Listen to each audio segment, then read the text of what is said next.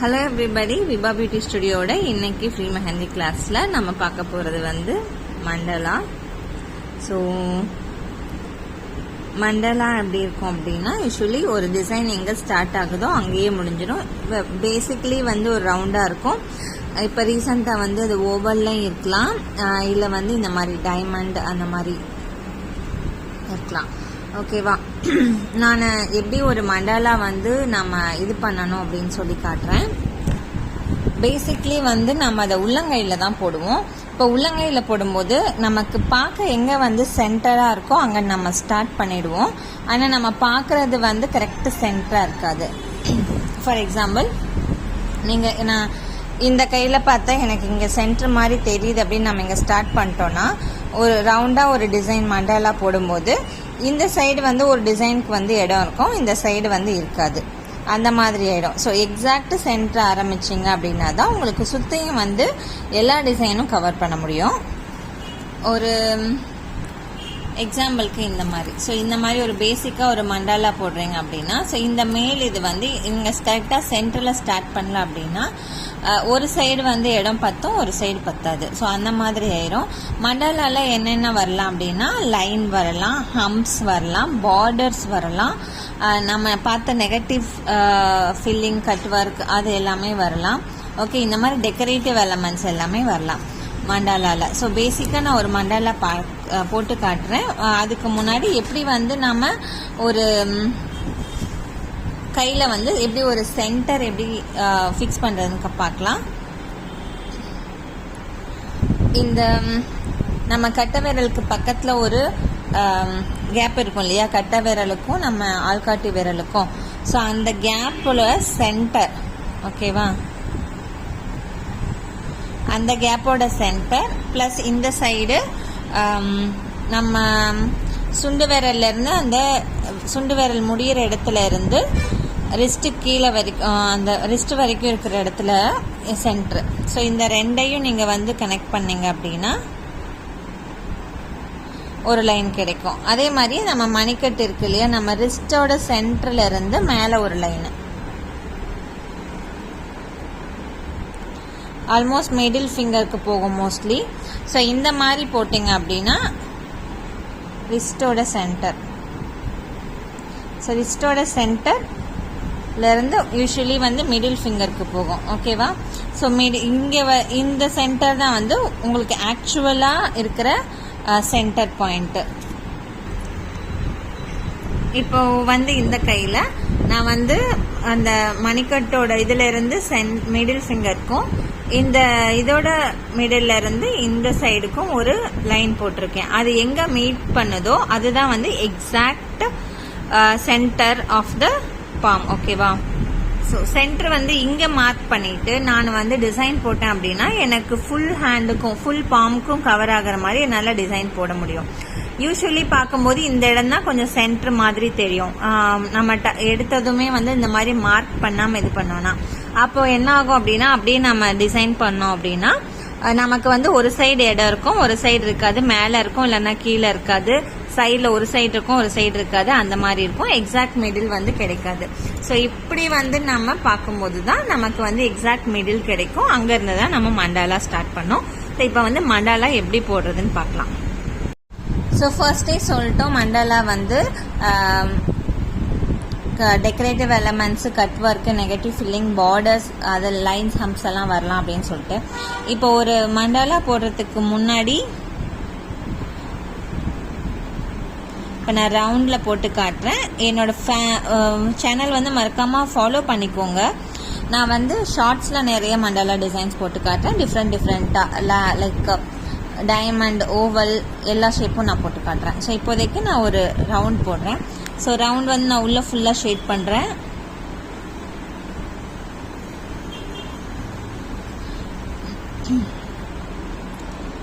இதுக்கப்புறம் நான் ஒரு பார்டர் போடுறேன்னு வச்சுக்கோங்களேன். இந்த ரவுண்டை வந்து ஒரு டார்க் லைனாக கன்சிடர் பண்ணிக்கோங்க. ஸோ பார்டரில் டார்க் லைன், டபுள் லைன்லாம் இருக்குமே அப்படிலாம் நினைக்கணும். இது ஒரு டார்க் லைனாக வந்து கன்சிடர் பண்ணிக்கோங்க.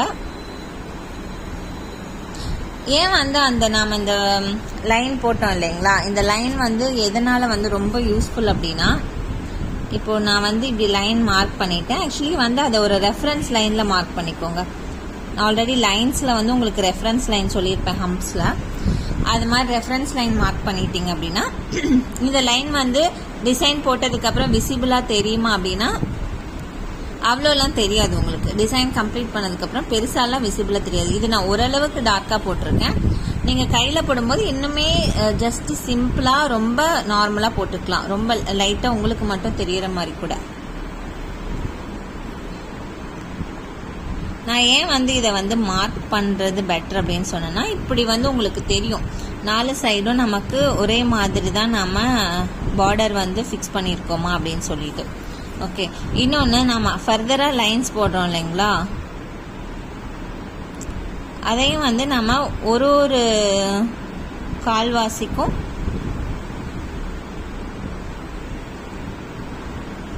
இந்த மாதிரி போடலாம். கேப் வந்து நமக்கு கிட்டத்தட்ட ஒரே மாதிரியே கிடைக்கும்.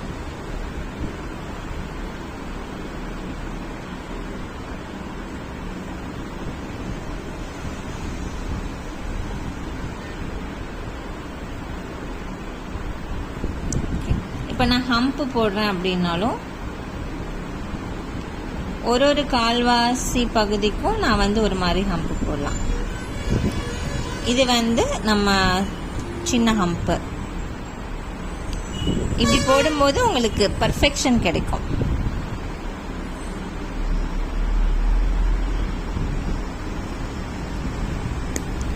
ஓகே, இப்போ நான் வந்து பெரிய ஹம்ப் போடுறேன்னு வச்சுக்கோங்களேன்.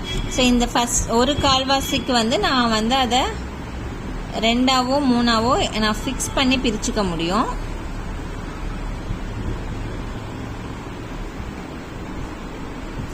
அப்படி இருக்கும்போது நமக்கு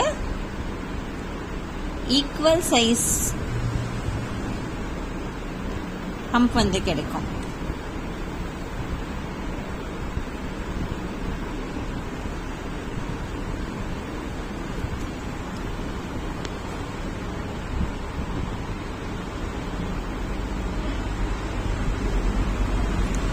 ஓகே, இதுக்கு மேலே நான் இதை வந்து டார்க் பண்ணுறேன்.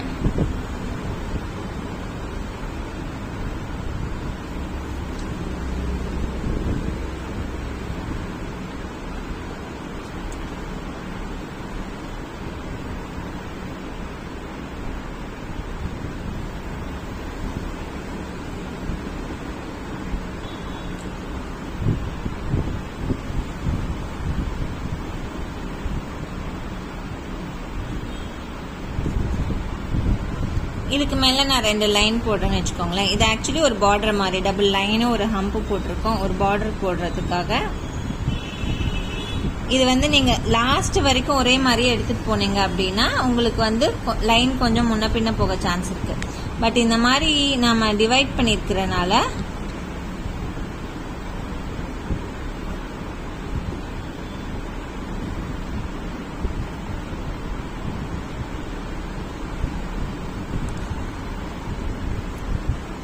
இப்போ இதுக்கு மேலே நான் ஒரு ஹம்ப் போடுறேன் அப்படின்னா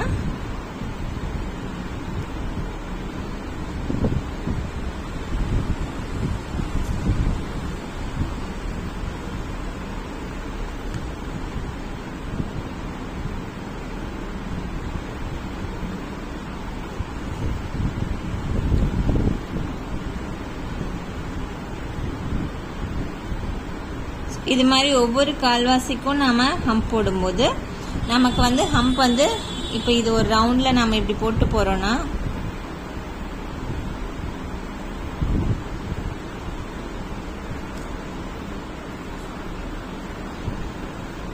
இதில் நம்ம ரவுண்ட் போடுறோம் அப்படின்னா ஹம்ப் போடுறோம் அப்படின்னா நீங்கள் ஆரம்பித்த இடத்துல இருந்து கை எடுக்காமல் போட்டுகிட்டே போனீங்க அப்படின்னா ஒரு இடத்துல வந்து ஹம்ப் வந்து இதாகிடும், ரொம்ப சாய்வாக போன மாதிரி போயிடும். பட் நீங்கள் கரெக்டாக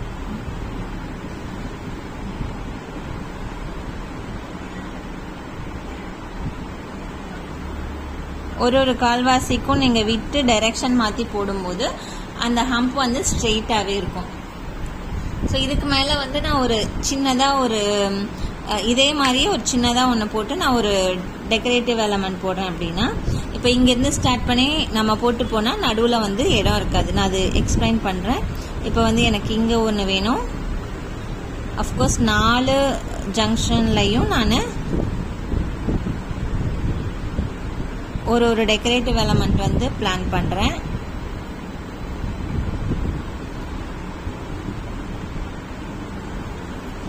அண்ட் 2 இதுக்கும் நடுவில் ஒன்று பிளான் பண்ணுறேன்.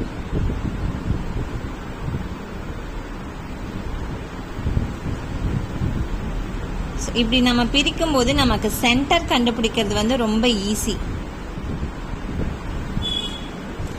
ஓகே, இது போட்டோமா? அடுத்தது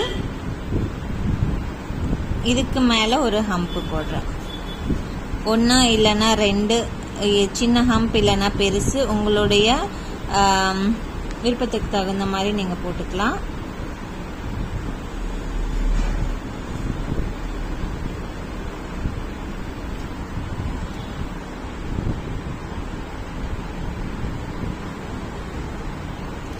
இப்போ இது வரைக்கும் நம்ம பிரித்தது எங்கேயாவது நமக்கு தெரிஞ்சது, இங்கே மட்டும் கொஞ்சம் எக்ஸ்டெண்ட் ஆகிருக்கிறனால தெரியுது. பட் இதுக்கும் நம்ம மேலே டிசைன் போடும்போது தெரிய போகிறதில்ல. அதனால் நம்ம அந்த லைன் வந்து ஒரு ரெஃபரன்ஸ் லைனாக வந்து இந்த கிராஸ் மார்க் போட்டுக்கிறத வந்து நம்ம யோசிக்க வேண்டியதில்லை. அதனால வந்து டிசைன் கிட்டுருமா, டிசைன் வந்து அசிங்கமாயிடுமா அப்படிலாம் நினைக்க வேண்டியதில்லை. நம்ம டிசைன் பர்ஃபெக்ட் தான் ஆகும். அதனால் நம்ம தாராளமாக இது பண்ணலாம். இன்னொன்று நம்ம கையில் போடும்போது இன்னும் குட்டியாக ரொம்ப மெலிசாக ரெஃபரன்ஸ் லைன் மாதிரி தான் போட போகிறோம். அதனால தாராளமாக பண்ணலாம். அடுத்தது இப்போ இதுக்கு மேலே எனக்கு ஜஸ்ட்டு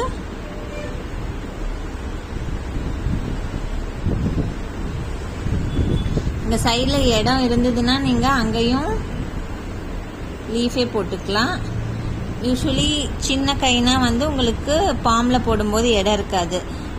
இடம் இல்லைன்னா நீங்கள் டாட் வச்சுக்கலாம். மேலே மட்டும் நீங்கள் இது பண்ணிட்டு சென்டரில் டாட் வச்சுக்கலாம்.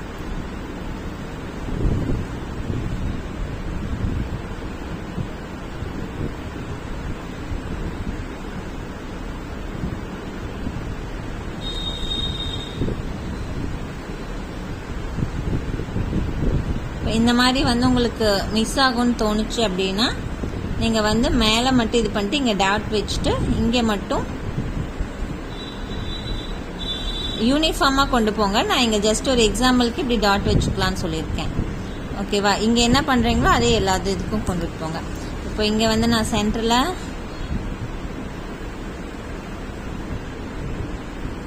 இது போட்டு இங்கே டாட் வைக்கிறேன்னா வச்சுக்கலாம் இந்த மாதிரி. இல்லை எனக்கு வந்து இங்கே வந்து ஒரு 1 இல்லைன்னா 3 இருக்க மாதிரி இது போட்டு இந்த சைடில் நான் வந்து டெக்கரேட்டிவ் எலமெண்ட் பண்ணுறனாலும் நீங்கள் பண்ணலாம். ஒரு லாங் லீஃப் போட்டு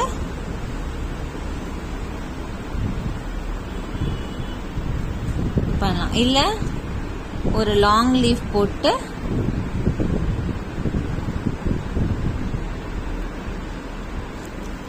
அது மேலே டாட்ஸ் வைக்கலாம்.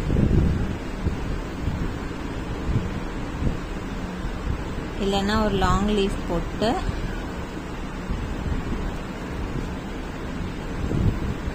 அது மேலே ஒரு டாட் வச்சு அதுக்கும் மேலே டெக்கரேட்டிவ். உங்களோட கிரியேட்டிவிட்டி பொறுத்து நீங்கள் என்ன வேணால் பண்ணலாம்.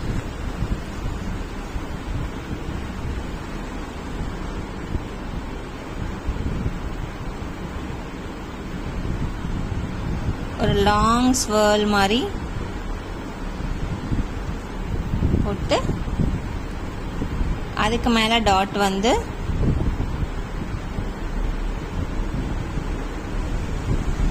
இந்த மாதிரி சின்னதாகிற மாதிரி வச்சுட்டு போகலாம். ஸோ நம்ம கிரியேட்டிவிட்டி தான். பட் பேசிக்கலி மண்டலாங்கிறது வந்து நமக்கு டிசைன் எங்கே ஸ்டார்ட் ஆகுதோ அங்கேயே முடியும். அண்ட்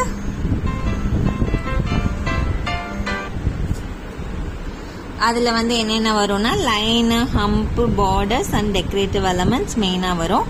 இந்த எட்ஜில் முடிக்கும் போது இந்த மாதிரி போடாமல் இப்போ இந்த மாதிரி எட்ஜ் முடிஞ்ச இடத்துல நம்ம இப்போ நெகட்டிவ் ஃபில்லிங் போடுறோம் அப்படின்னா அதையும் போடலாம். நிச்சயமாக அதை வந்து என்னோட ஷார்ட்ஸில் நான் போட்டு காட்டுறேன். இந்த மாதிரி போட்டும் போகலாம்.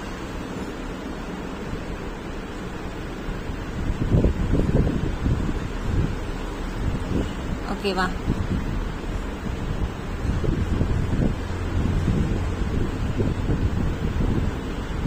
இப்படி போட்டும் போகலாம். ஸோ பேசிக்லி டிசைன் எங்கே ஸ்டார்ட் ஆகுதோ அங்கேயே முடிஞ்சிடும். அண்ட் என்னென்ன காம்பனன்ட்ஸ் வரும்னு நான் சொல்லிட்டேன். நான் நிறைய ரெஃபரன்ஸ் வந்து ஷார்ட்ஸில் போட்டு காட்டுறேன். ஸோ மறக்காமல் ஃபாலோ பண்ணிக்கோங்க, சப்ஸ்கிரைப் பண்ணுங்கள். Okay, thank you so much.